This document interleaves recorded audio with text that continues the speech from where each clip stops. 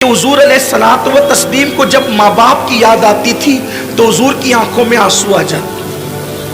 حضور کو ظاہر سی بات ہے جو رحمت للعالمین ہو، جو سب سے پیار کرتے ہوں، وہ اپنے ماں باپ سے کتنا پیار کرتے ہوں۔ اور حضور کے ماں باپ جیسے ماں باپ ہونے کی حیثیت سے کسی کے نہیں ہے۔ اگر بات حضور کے والدین کی آئی ہے تو مجھے حضور کی امی جان کی یاد آ گئی۔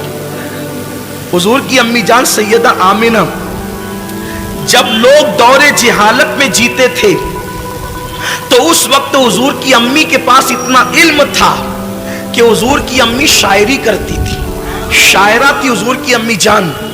ان کی شاعری کتابوں کے اندر موجود ہے۔ بہت بڑی دانشور تھی حضور کی امی جان سیدہ آمنہ خاتون سلام اللہ علیہا۔ بلکہ حضور کی امی کی یاد آئی ہے تو میں دو باتیں عرض کرنا چاہتا ہوں۔ ایک بات کہنا چاہتا تھا لیکن ایک بات اور یاد آئی۔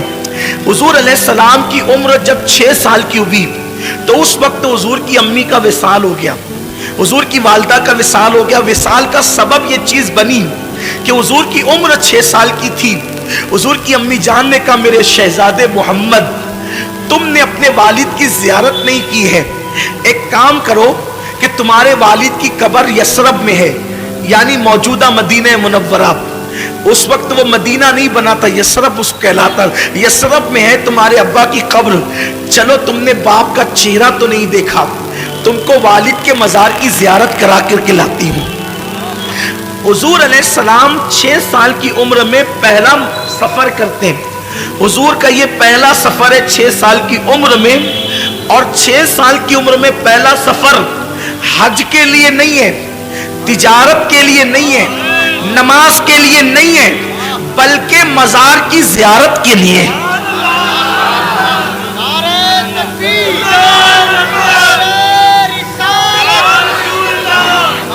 بڑی معذرت کے ساتھ جو دوست قبروں کے مخالف ہیں، مزارات کی زیارت کے مخالف ہیں، میں ان کو کہنا چاہتا ہوں کہ حضور نے تو زندگی کا پہلا سفر مزار مقدس کی زیارت کے لیے کیا، اور وہ بھی اپنے والد کے مزار کی زیارت کے لیے۔ 6 سال کی عمر میں حضور اپنی امی سے کہتے ہیں امی ٹھیک ہے۔ دراصل بات یہ تھی کہ حضور اپنی ماں کے پیٹ میں تھے اور صرف 2 مہینے یا 3 مہینے یا 4 مہینے کے اندر عمل کی شکل میں تھے۔ حضور کے والد کا وصال ہو گیا، حضور کے والد کا وصال ہو گیا۔ وہ تجارت کے لیے گئے تھے، ملک شام سے واپس لوٹ رہے تھے جسے ہم مدینہ منورہ کہتے ہیں۔ اب جب وہاں پہنچے تو ان کی ننیال میں رکے، بیمار ہوئے اور وہیں پر آپ کا وصال ہو گیا۔ تو حضور کی امی نے کہا تھا بیٹا چلو میں تمہیں اب تمہارے والد کی مزار کی زیارت کرا دوں۔ جناب عبد المطلب سے اجازت لی، اور اجازت لے کر کے 3 نفری قافلہ حضرت سیدہ آمنہ اور ان کی کنیز ام ایمن اور حضور علیہ السلام، یہ تینوں چل پڑے مدینہ شریف کی طرف۔ اب میں اس کو یثرب نہیں کہوں گا کیونکہ ہمارے یہاں یثرب کہنا بے ادبی ہے، لیکن اب آپ سمجھ لیں کہ وہ یثرب پرانا نام ہے اور ابھی وہ مدینہ نہیں بنا تھا، لیکن پھر بھی میں مدینہ منورہ کہوں گا۔ تو سرکار چلے، 1 مہینے تک حضور نے اپنی امی کے ساتھ وہاں قیام کیا بچپنے میں 6 سال کی عمر میں، اور قبر والد کی قبر پہ جاتے امی کے ساتھ۔ جب رخصتی کا وقت آیا کہ اب جانا ہے مکہ المکرمہ، تو حضور کی امی کبھی اپنے شوہر کی قبر کو دیکھتی ہے اور کبھی حضور کے چہرے کو دیکھتی ہے، اور شوہر کا صدمہ۔ حضور کی امی جان کی عمر ابھی 18-19 سال ہی تھی کہ وہ بیوہ ہو گئی۔ 18-19 سال کی عمر میں بیوگی آخر کیا چیز ہوتی ہے؟ سوچیں نا ذرا، اگر کوئی عورت 19 سال کی عمر میں یتیم ہو جائے تو اس کو اتنا صدمہ نہیں ہوتا جتنا اس کو بیوہ ہونے کا صدمہ ہو۔ حضور کی امی بیوہ ہوئی ہے اتنی چھوٹی سی عمر میں، اور حضور کے والد کا وصال اتنی چھوٹی عمر میں ہوا ہے کہ ان کو ابھی داڑھی کے بال بھی نہیں نکلے تھے، بال نکلنا شروع ہوئے تھے اور ان کا وصال ہو گیا۔ یعنی زندگی کی مکمل بہاریں بھی نہیں دیکھی ہے اور وصال ہو گیا۔ تو کبھی شوہر کی قبر دیکھتی ہے، کبھی بیٹے کا معصوم سا چہرہ دیکھتی ہے۔ اور 6 سال کی عمر میں میرے نبی کتنے خوبصورت لگتے ہوں گے۔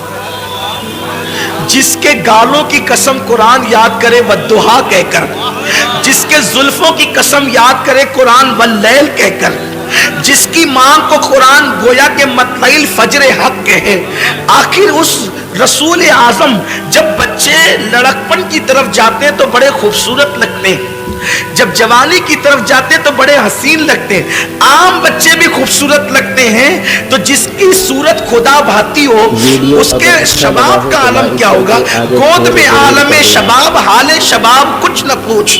تو کبھی بیٹے کا چہرہ دیکھتی ہے, کبھی شوہر کی قبر دیکھتی اور اشعار پڑھتی ہے شوہر کی یاد میں, اور بیٹے کا ہاتھ پکڑ کر کے پھر آخری بار قبر دیکھ کر کے نکلتی ہے. اسی میں طبیعت میں تبدیلی شروع ہوئی, طبیعت بدلنا شروع ہوئی, سفر شروع ہوا, یہاں تک کہ مقام ابوا تک پہنچتے پہنچتے اب سفر کی ہمت نہیں رہی. تو ام ایمن سے کہتی ہے, ام ایمن اب میں یہاں سے آگے جانے کی میرے اندر طاقت نہیں ہے. تو ام ایمن کے سہارے اپنی سواری سے نیچے اترتی ہیں, اور نیچے اترنے کے بعد ایک چھوٹا سا ٹیلا تھا جو اب بھی ہے, اس پر چڑھتی ہیں. اس وقت سفر میں تکیہ بھی نہیں تھا, تو حضور نے اپنے ننھے ہاتھوں سے پتھر تلاش کیا اور اپنی ماں کے سرہانے چھوٹا سا پتھر رکھا اور چٹائی پہ ماں کو لٹا دیا. حضور کی امی جان لیٹی ہوئی ہے اور سینے کے پاس اللہ کے رسول, 6 سال کے اللہ کے رسول جلوگر ہیں. کبھی حضور کی امی حضور کا چہرہ دیکھتی ہے اور کبھی ام ایمن کو دیکھتی ہے اور روتی ہے. حضور ماں کو روتا دیکھ کر روتے ہیں, اور حضور امی سے پوچھتے ہیں, ماں تم کیوں رو رہی ہو؟ میں جب بھی اپنی ماں کو ماں کہتا ہوں تو صرف اس نیت سے کہتا ہوں کہ میرے نبی نے آمنہ کو ماں کہہ کے پکارا ہے, بس اس یادگار کو زندہ کرنا ہے, اسی لیے ہم اپنی ماں کو ماں کہتے ہیں. بس ماں کو ماں کہنے کی وجہ یہ ہے کہ میرے محبوب نے آمنہ کو ماں کہہ کر کے پکارا ہے. اور اللہ اکبر, ساری کائنات جس کو پکارتی ہے, ساری کائنات جس کو پکارتی ہے, اس نے آمنہ کو پکارا ہے. یہ میرے نبی کی ماں کی شان ہے, یہ میرے نبی کی ماں کا مقام ہے. حضرت آمنہ خاتون دیکھتی, حضور کہتے ہیں امی تم کیوں رو رہی ہو؟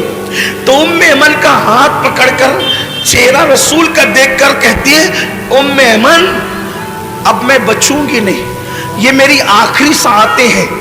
میرا بیٹا بڑا شان والا ہے, میں نے بڑے شان والے بیٹے کو جنم دیا ہے, اس کو سنبھال کر مکہ لے جانا میری امانت کو. آمنہ خاتون کہتی, ام ایمن میرا بیٹا وہ ہے کہ مشرق سے لے کے مغرب تک جس کی شان کے ڈنکے بجیں گے. ابھی لوگوں کو پتا نہیں ہے, ابھی لوگوں کو پتا نہیں کہ اللہ کے رسول ہے. حضور کی امی کہتی ہے کہ میرا بیٹا وہ ہے کہ مشرق و مغرب میں جس کی عظمت کے ڈنکے بجیں گے. اللہ اکبر. اور پھر اس کے بعد کس شان سے نبی کی امی دنیا سے جاتی ہے. امام زرقانی نے لکھا ہے کہ حضور کی نعت پڑھتے ہوئے وہ دنیا سے, حضور کی نعت, حضور کی نعت اس امت میں سب سے پہلے حضور کے گھر سے لکھی گئی ہے. حضور کی نعت سب سے پہلے حضور کے گھر سے لکھی گئی ہے. نعت لکھنا یہ حضور کے گھر والوں کا طریقہ ہے.